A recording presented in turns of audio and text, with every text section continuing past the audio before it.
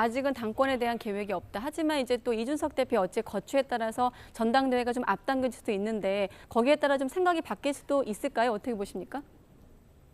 글쎄요, 그건 뭐 그런 경우가 다가오면 그때 고민해도 늦지 않은 것 아니겠습니까? 네, 아직은 개혁 관련한 일에 좀 집중하시겠다라는 말씀을 이해하고 이준석 대표 질문 한 가지만 더 드리겠습니다. 지금 자막에서처럼 향후 이준석 대표의 관계는 이렇게 되어 있는데 아무래도 사람들이 이 부분에 대한 관심이 여전하거든요. 어떻습니까? 또 마침 이준석 대표가 우크라이나로 가기도 했는데 두 분의 지금 시점에서의 관계는 좀 어떻게 설정돼 있나요?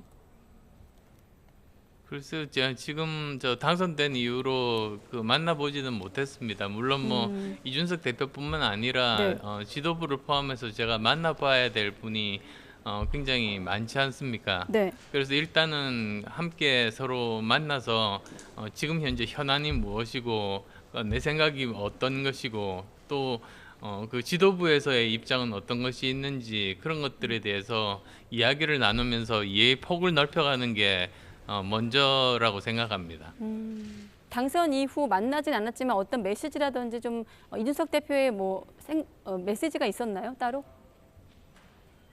따로 있지는 않았습니다. 아마 지금 저 외국 가 있죠. 네네. 아마 시기가 그렇게 겹쳐가지고 서로 아직 연락은 못 나눈 걸로 알고 있습니다. 네. 아무래도 뉴스 보셨겠지만 오늘 국민의힘 주요 뉴스 중에서는 이른바 윤핵관들, 당 중진들의 어떤 이준석 대표를 향한 견제가 시작이 됐다, 이런 본격화되고 있다, 이런 보도가 흘러나오고 있는데 그대로 전해드리면 자기 정치한다 이런 비판 듣고 있는데 여기에 대해서 좀 어떻게 보세요? 글쎄요, 저는 좀 이렇게 더 넓은 범위에서 봤으면 좋겠습니다. 네.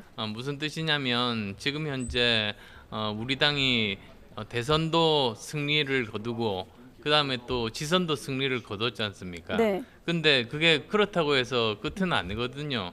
왜 국민들께서 그렇게 승리를 안겨주셨는가? 그것은 예전 문재인 정부와는 달리 그 이번 윤석열 정부에서는 시대적인 과제들을 제대로 해결을 해달라 그런 요구라고 생각합니다. 그리고 또 그런 필요한 개혁을 하기 위해서 필요한 힘이 필요하니까 네.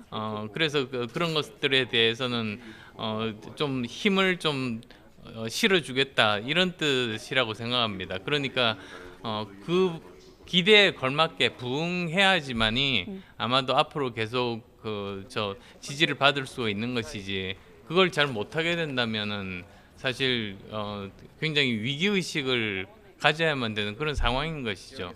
저는 그런 생각들이 우리 당 의원들이 다 함께 공유하리라고 생각합니다. 네. 당 혁신 관련해서 어떻습니까? 일단 이준석 대표가 혁신안을 내놨는데 여기보다 좀 더 포괄적인, 좀 진전된 혁신안이 필요하다고 보시나요?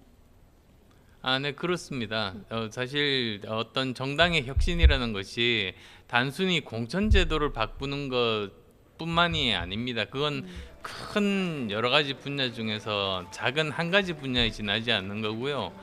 정말로 필요한 그 어떤 그 정당의 개혁이라고 한다면 좀 더 많은 사람들로부터 사랑받는 정당이 되는 것, 그래서 그 지지 기반을 넓힐 수 있는 것, 그것이 사실 진정한 개혁의 결과물이 되어야 되고요. 네. 그리고 그러기 위해서 꼭 필요한 두 가지가 첫 번째로는 그 좀 더 사회 경제적인 약자분들을 따뜻하게 품어 안을 수 있는 정당이 되어야 하는 게 첫 번째일 겁니다. 네. 지금 워낙 전 세계적으로 그 양극화가 굉장히 심하지 않습니까? 그 다음에 또 그 두 번째로는 너무 이념 위주가 아니라 그 실용 정치 위주의 정당이 되어야 된다. 즉, 그 정치인이 자기가 머릿속에 가지고 있는 어떤 세상에 대한 그림이 있을 때 이 세상을 자기 머릿속의 그림과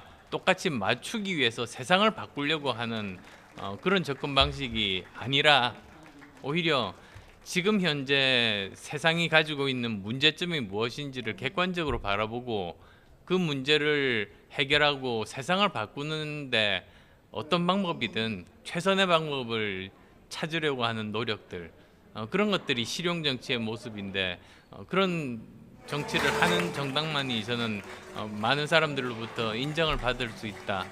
그래서 그렇게 바뀌어야 된다고 생각합니다. 네.